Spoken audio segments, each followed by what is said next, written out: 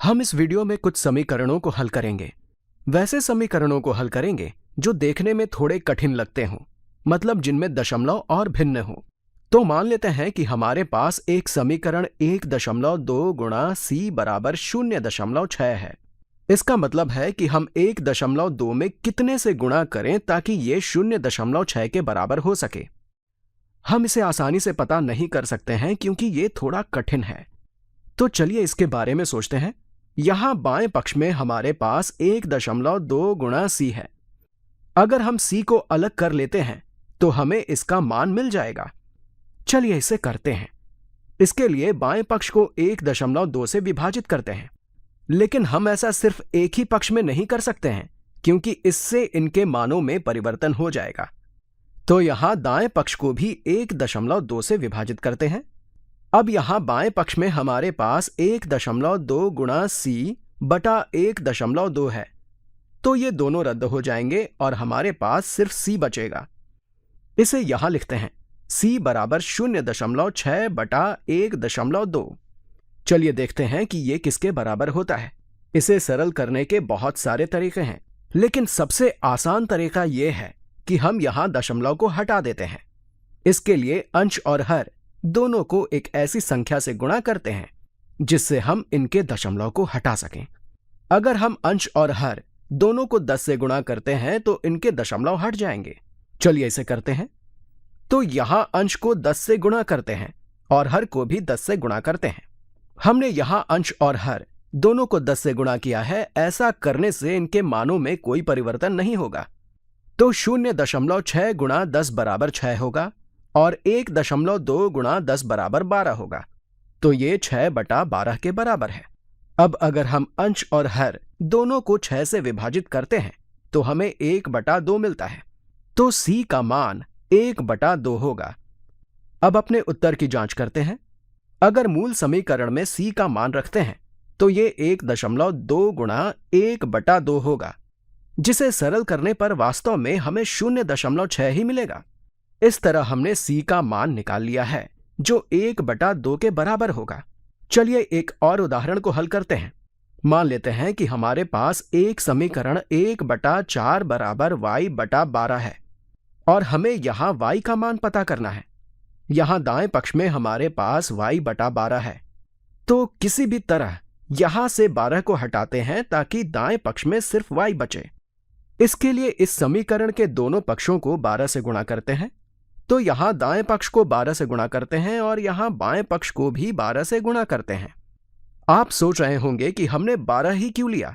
हमने 12 इसलिए लिया क्योंकि हमें एक ऐसी संख्या की जरूरत थी जिससे y/12 को गुणा करने पर सिर्फ y बचे।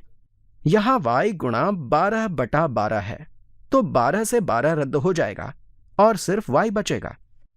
अब यहां बाएं पक्ष में 12 गुणा 1/4 है, जिसे हम 12/4 लिख सकते हैं। इसे यहां लिखते हैं 12/4 जो y के बराबर होगा। हम इसे इस तरह भी लिख सकते हैं y बराबर 12/4।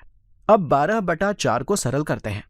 हम यहां 12 को 4 से विभाजित कर रहे हैं, इसलिए 12 को 4 से विभाजित करने पर 3 मिलेगा, तो y बराबर 3 होगा।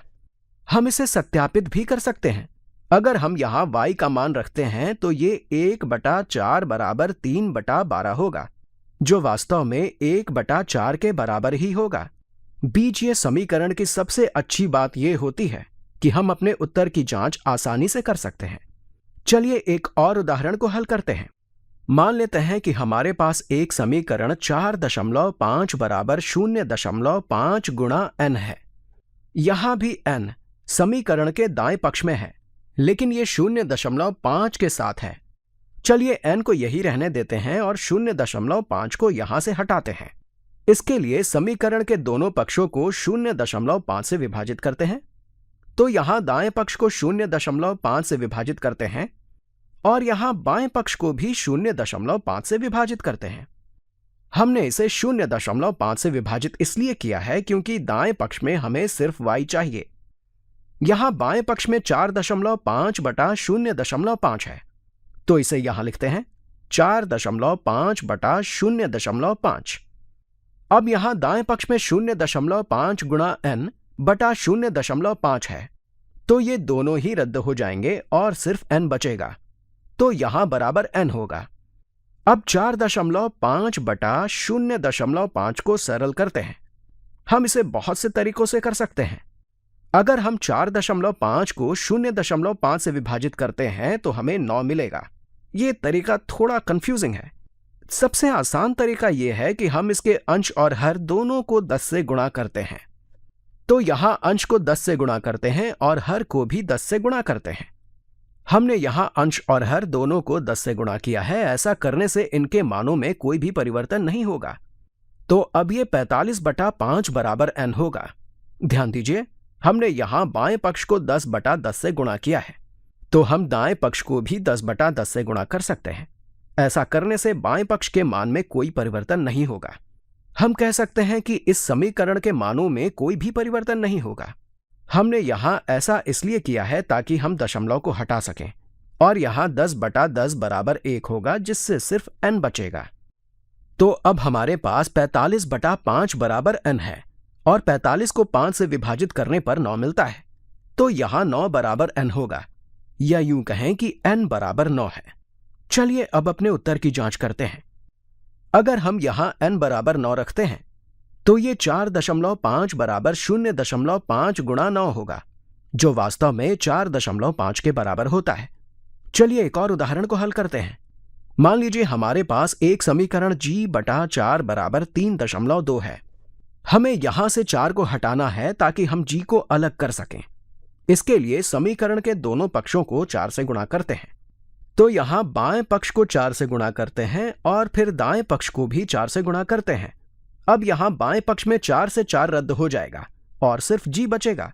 इसे यहां लिखते हैं, g बराबर 3.2 गुणा 4 मतलब 12.8 होगा। तो g का मान 12.8 होगा। अब अपने उत्तर की जांच करते हैं। अगर हम यहां g बराबर 12.8 रखते हैं तो 12.8 को 4 से विभाजित करने पर वास्तव में 3.2 ही मिलेगा।